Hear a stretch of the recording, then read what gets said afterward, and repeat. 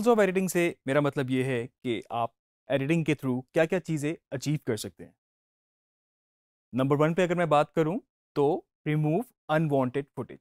आपने जब production phase से गुजरे, आपने बहुत सारा मटेरियल शूट किया होगा। कुछ टेक्स ऐसी होंगी जो कि आपको ओके लग रही होंगी, और कुछ टेक्स ऐसी होंगी जो आपको ओके नहीं लग रही होंगी। मैं आपको बीच में एक टिप भी देता चलूं, जो ओके टेक्स होती हैं, मतलब जो आप टेक ओके है उसको आप ओके कहते हैं, और जो टेक ओके नहीं है उसको आप कहते हैं एनजी टेक। फिल्म मेकिंग में एनजी का मतलब होता है नॉट गुड। लेकिन अक्सर ये भी एक्सपीरियंस हुआ है कि ऑन लोकेशन, ऑन स्पॉट,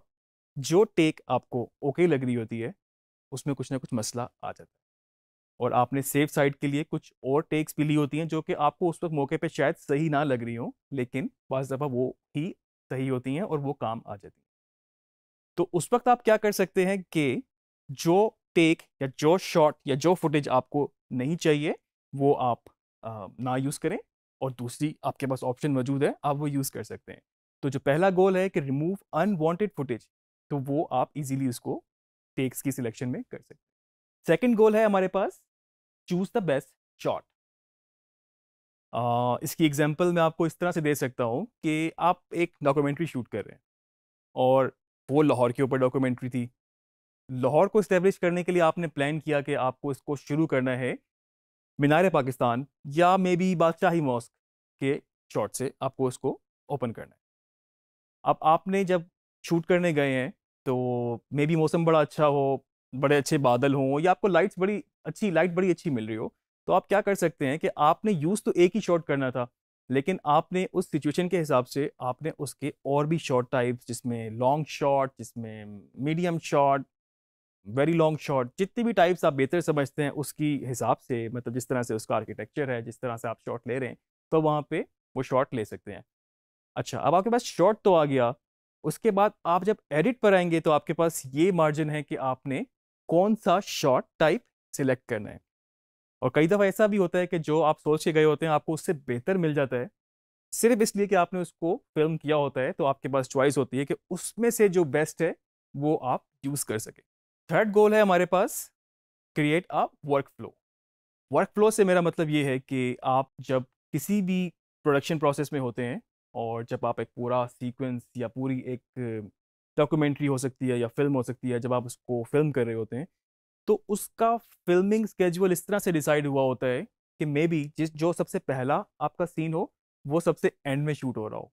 या मे बी कहीं मिड ऑफ द प्रोडक्शन हो रहा हो। तो उसको आप किसी भी स्टेज पे जाके शूट कर लें, किसी भी दिन में, किसी भी सीक्वेंस में आप उसको शूट कर लें, लेकिन जब आप एडिट पर होंगे तो आप उसके फ्लो को डिसाइड खुद कर सकते हैं। एज एन एडिटर आपका कंट्रोल है कि पहला सीन क्या है, दूसरा क्या है, तीसरा क्या है, और किस तरीके से जो प्रोसेस हो रहा है उसको आप अपने पास उसी फ्लो में बिल्कुल लेके चल सकते हैं। इसकी मैं आपको एग्जांपल देता हूँ। अक्सर आपने टीवी पे देखा होगा कुछ इस तरह के प्रोग्राम्स जिसमें किसी चीज़ का एक प्रोसेस बताया जाता है कि कौन सी चीज़ किस तरह से बनती है। मिसाल के तौर पे चले हम किसी गाड़ी को ले लेते हैं कि कौन सी गाड़ी किस तरह से बनती है। तो उसमें क्या है कि आपने अपना जो फिल्मिंग स्केड्यूल है उसको फाइनल किया, मे बी आपका शूट जो था वो 4 से 5 दिनों के ऊपर था, और जब आप पहले दिन शूट करने गए हैं तो सबसे पहले आपको अ, वो सीक्वेंस देखने को मिला जिसमें आपके पास फाइनल प्रोडक्ट था, कि एक गाड़ी का फाइनल वर्जन किस तरह से फाइनल जब बनती है तो किस तरह से वो आपके पास होती है। तो आपने उसको अपने डिफरेंट बेस्ट एंगल से शूट कर लिया, और उसके बाद नेक्स्ट डे या आपने जब उसको फिल्म करने गए तो उसका इंजन किस तरह से असेंबल होता है, उसके बाद मे बी उसकी पोशिश किस तरह से होती है, टायर किस तरह से लगते हैं, सारी चीज़ें आपने, उसकी सारी असेंबलिंग किस तरह से होती है, तो वो सारा सीक्वेंस आपने उनके अकॉर्डिंगली शूट किया, जिस तरीके से आपका प्रोडक्शन और उनका स्केड्यूल मैच करता हो। लेकिन जब आप एडिटिंग में आए तो आपके पास step by step process decide करने का पूरा कंट्रोल है। तो वो जो वर्क फ्लो है बेसिकली एडिटर के अपने हाथ में है। तो जो सीक्वेंस आपने सबसे पहले दिन शूट किया था, मे बी वो आपका सबसे आखिरी सीक्वेंस हो, और जो आप जिस तरह से बीच में शूट करते रहे हैं वो आपके कंट्रोल में है कि आपने उसको शुरू में लगाना है, आपने उसको बीच में लगाना है, या आपने उसको किसके बाद और किसके पहले लगाना है, वो आप एज एन एडिटर उसको डिसाइड कर सकते हैं। चौथी चीज जो है हमारे पास वो है give a video a particular angle, कि किसी भी वीडियो को आप एक स्पेसिफिक एंगल दे सकते हैं। एक उसकी फील को चेंज कर सकते हैं। मिसाल के तौर पे एक वीडियो थी जो कि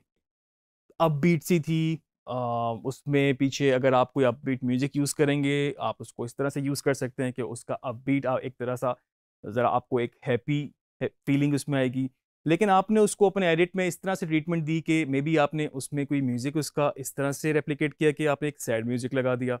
आपने अपने एडिट के ट्रीटमेंट को कुछ इस तरह से मे बी स्लोमो कर दिया, आपने कुछ डिज़ॉल्व्स यूज़ कर लिए या आपने fade in fade out use कर लिए।